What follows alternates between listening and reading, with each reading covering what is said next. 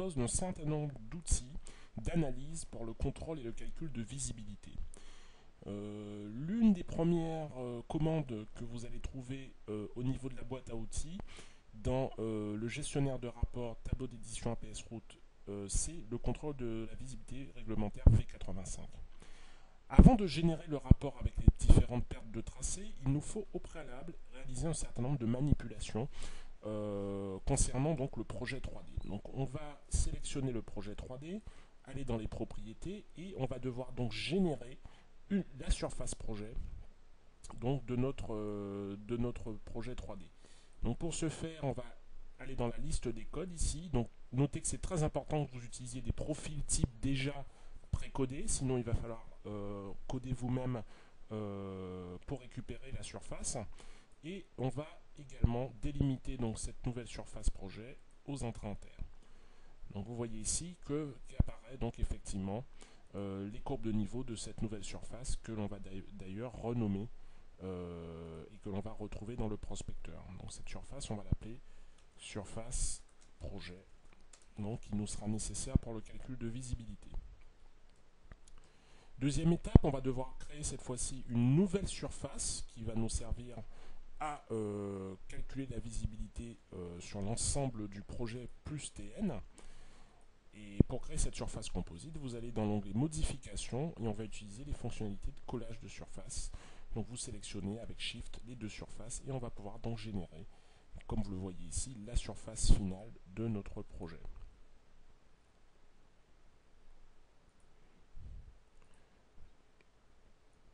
Donc c'est cette surface finale où j'ai intégré mon projet dans le site qui va nous servir à calculer donc la visibilité 3D réglementaire V85.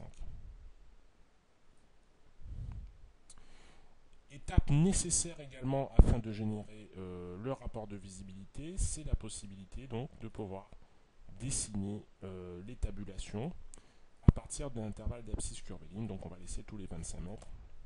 Et là vous voyez donc que Civil 3D va nous générer les tabulations. C'est important de manière à pouvoir calculer la visibilité suivant le pas décidé par cette même tabulation. Donc maintenant on n'a plus qu'à revenir donc dans la fameuse boîte à outils, clic droit, exécuter le contrôle de visibilité et vous allez pouvoir choisir le type de route, ICTAL ou ARP, donc deux voies. Le projet 3D, donc qui va être notre plateforme 2. Alors je vais vérifier si c'est bien celle-ci. Vous sélectionnez votre projet, il s'agit donc du projet qui s'appelle plateforme 2.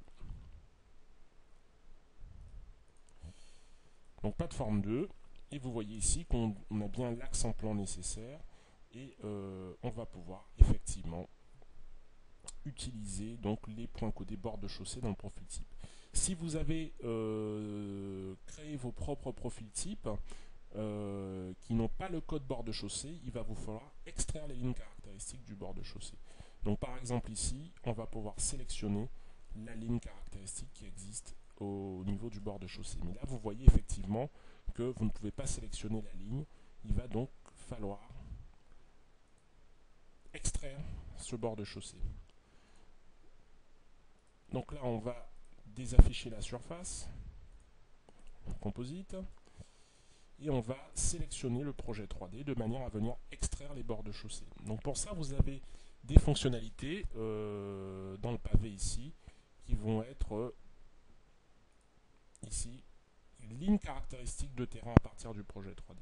Donc il vous faut sélectionner ces lignes. Donc là, on va prendre le bord de chaussée, que l'on va nommer bord de chaussée droit. Et on va valider. Vous voyez qu'il est maintenant en surbrillance. Et bord de chaussée gauche.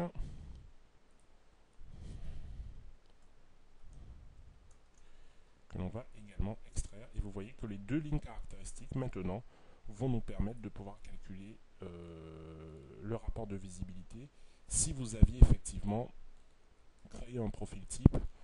Donc vous voyez ici les profils types que j'ai sont déjà précodés, mais si vous aviez utilisé d'autres profils types qui n'ont pas le code bord de chaussée, il vous faudra extraire donc les fameuses lignes caractéristiques comme je l'ai montré.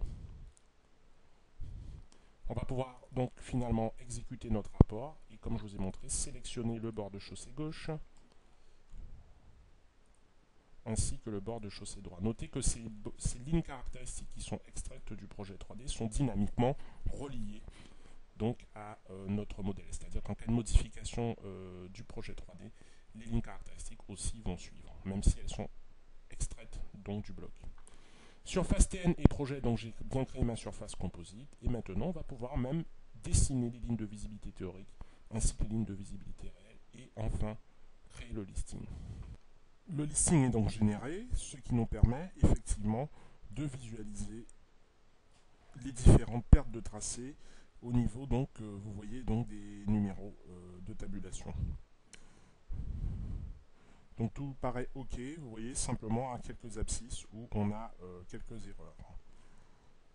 Donc le rapport est très complet avec l'ensemble des données qui sont en vigueur au CETRA, donc les vitesses, les visibilités théoriques, les visibilités projet, le contrôle et puis les pertes de tracé, le cas échéant.